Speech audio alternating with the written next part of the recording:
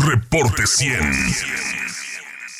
Le agradezco al economista Marco Antonio Córdoba que esté con nosotros esta mañana, profesor de la Universidad de Sonora, vicepresidente del Colegio de Economistas. Marco Antonio, ¿cómo estás? Buenos días. Buen día, Juan Carlos. Bien, gracias. Un gusto estar contigo. Feliz año, por cierto, Marco Antonio. ¿Hubo gasolinazo o no hubo gasolinazo este inicio de 2024, Marco? Aquí lo que se presentó, Juan Carlos, fue de acuerdo a la CRE, la Comisión Reguladora de Energía, que reporta el precio de la gasolina a nivel nacional y de todas las estaciones, es que se presentó el precio de la gasolina de una estación en Emiliano Zapata, en un poblado allá en Veracruz, a un precio de 29.99, ¿sí? La premio. Sí, pero fue exclusivo de solamente una estación, ¿sí? ¿Es una estación de gasolina? ¿En qué estado? De Veracruz. ¿En Veracruz? En Veracruz solamente. La premium en 29.99. Entonces, ayer el presidente retó a que le demostraran que estaba en ese precio. Le pueden enviar ese dato de la CRE entonces al presidente. Entonces sí llegó a 29.99 en una estación. En una estación, solamente fue en una estación. Sí, ¿y ahí es porque por baquetón el concesionario o porque eso le cuesta que le vendan la gasolina y que se la trasladen a ese sitio? Sí, o sea, hay que recordar que ahorita el mercado de la gasolina pues tiende a ser un mercado libre, ¿no? Entonces, aquí se supone que lo determina la oferta y la demanda, ¿no? Entonces, pues aquí habría que preguntarle al concesionario qué factores fue los que utilizó para determinar el precio, ¿no? Sí. Sobre todo cuando en Veracruz, Juan Carlos, al ser un puerto donde llega gasolina, se supone que es el estado donde el precio tiende a ser más bajo. Incluso en dicho poblado, el precio de la premium tiende a estar en 21, en 22 pesos, ¿no? Sí. Entonces fue algo atípico. Fue algo atípico, ¿no? Y sobre todo cuando el promedio a nivel nacional pues anduvo alrededor de los 22 pesos en la magna y en 23 pesos la premium, ¿no? Entonces como que sí fue algo atípico. Sí, a ver, el promedio a nivel nacional es de 22 pesos la magna y 23 pesos la premium, pero luego las personas que nos vienen escuchando y que cruzan por las gasolineras encuentran precios superiores a ¿por qué no tenemos el precio promedio en las gasolineras de Hermosillo? Bueno, son precios promedio, Juan Carlos. Sí. Por ejemplo, aquí en Sonora, sí, por ejemplo, el precio más alto aquí en Sonora, por ejemplo, con la magna, lo tenemos en Oquitoa. En Oquitoa está en 24 pesos con 49 centavos el de la magna, ¿sí? ¿Por qué? Por la distancia. Acuérdate que aquí son diversos costos: costo de distribución, costo de logística, costo de almacenamiento, costos de seguridad, incluso la ganancia, ¿sí? Entonces son diversos costos, ¿no? Entonces lo que vemos, por ejemplo, en Agua Prieta, al ser frontera, el precio de la gasolina está en 18 pesos, ¿sí? El costo promedio aquí en Hermosillo está aproximadamente en 22 pesos con 74 centavos. Sí. En Guaymas está en 24 pesos, ¿sí? Cuando está aquí a 100 kilómetros, ¿sí? Entonces vemos precios diferenciados de acuerdo a los costos, ¿no?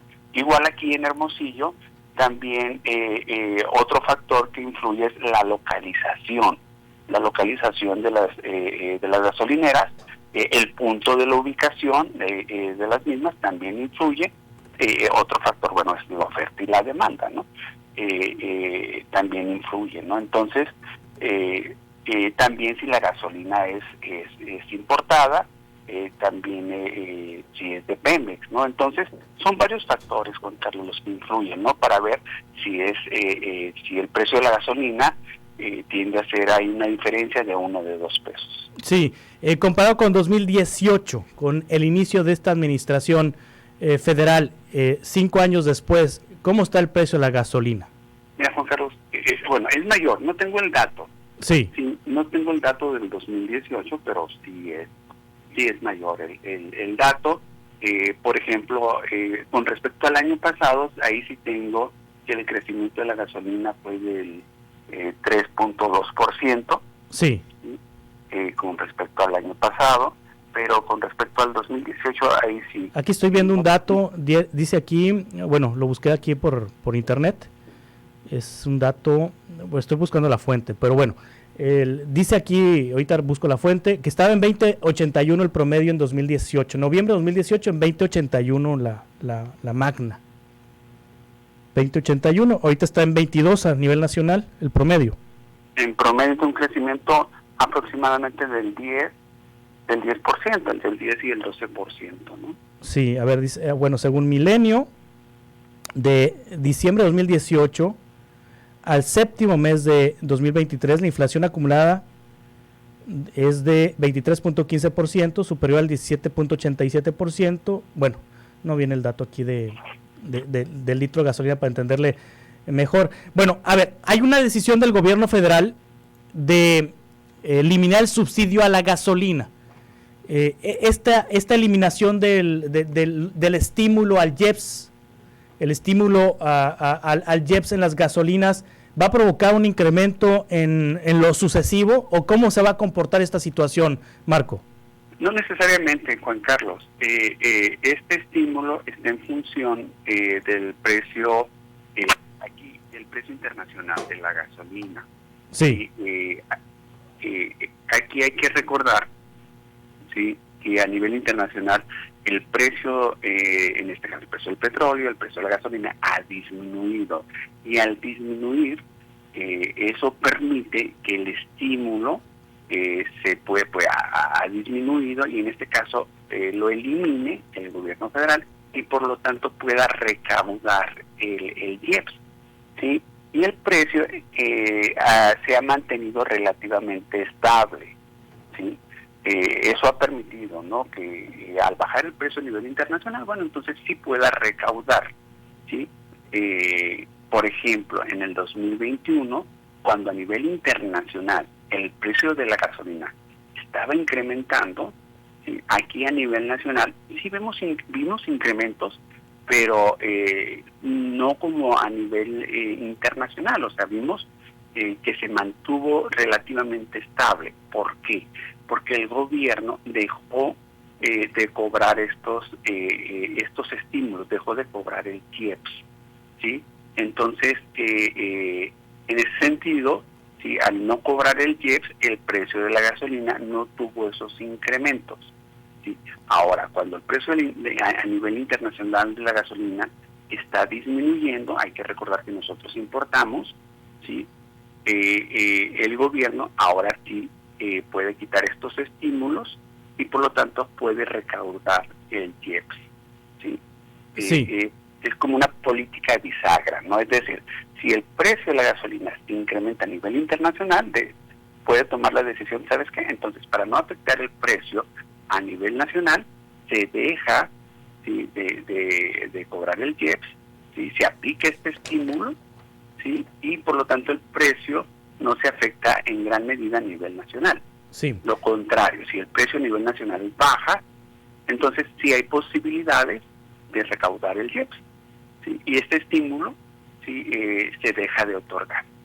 Sí, recuérdanos, Marco Antonio, cómo se define el precio de la gasolina en México. El precio de la gasolina es una fórmula, Juan Carlos. Bueno, al ser importada, en su gran mayoría, influye el tipo de cambio, ¿sí?, es el costo de logística, costo de transportación, costo de almacenamiento, ¿sí?, el costo de almacenamiento, de logística, bueno, la ganancia también, el IEPS, ¿sí?, y el IVA, ¿no? También el IVA, ¿no?, lo que influye. Sí. Sí, entonces son varios ahí. Si el gobierno no no cobrara impuestos en las gasolinas, ¿a cuánto estaría el litro? Pues aquí hay que, por lo menos, habría que quitarle 5 pesos, con 40 centavos, Juan Carlos. Sí. Por ejemplo, a la magna. Sí, si ahorita, por ejemplo, aquí en Sonora el promedio, el precio de la gasolina es de 22 pesos con 20 centavos, en este momento, en promedio es el de la magna, pues habría que quitarle 5 pesos con 40 centavos, entonces estuvieran en promedio en 17 pesos, ¿no? Sí. 16.80. ¿De qué tamaño es la recaudación que el gobierno federal hace de los impuestos por gasolina? Por gasolina aproximadamente 400,000 millones. 400,000 millones. O sea, si el gobierno quitara los impuestos a las gasolinas, no le ingresarían 400,000 millones de pesos. 400,000 aproximadamente, Juan Carlos. Sí. Cuando el gobierno decide aplicar un estímulo a los impuestos a las gasolinas, ¿está entonces afectando esa bolsa de 400,000 millones de pesos? Sí, así es, Juan Carlos. Por ejemplo, cuando aplicó esta bolsa en el 2021, el gobierno dejó de recaudar 250,000 millones de pesos. Sí. ¿Sí? Eso fue en 2021, ¿no? Cuando dejó de aplicar el IEPS y aplicó esta política de estímulo fiscal, fue aproximadamente lo que dejó de recaudar. ¿Están etiquetados esos 400,000 millones para gastarse en determinados rubros?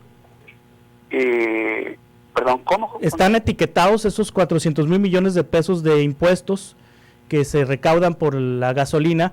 Es decir, ¿hay alguna regla que establezca que ese dinero se debe invertir en ciertos rubros o se va a la licuadora del gobierno federal?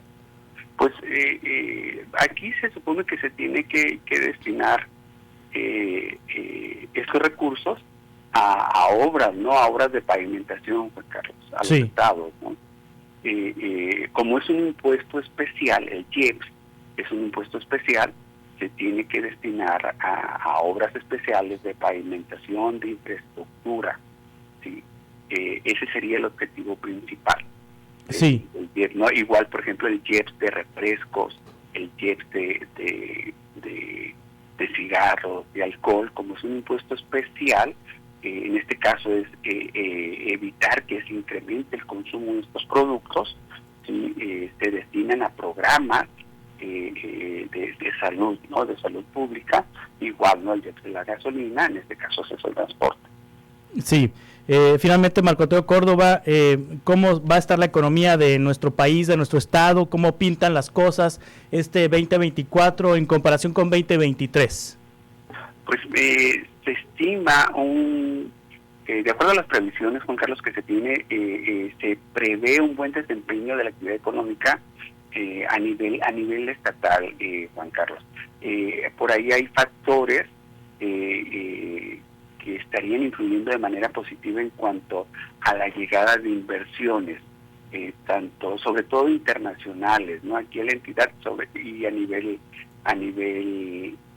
nacional, sobre todo en la parte de lo que es la relocalización de empresas extranjeras, lo que es el nearshoring.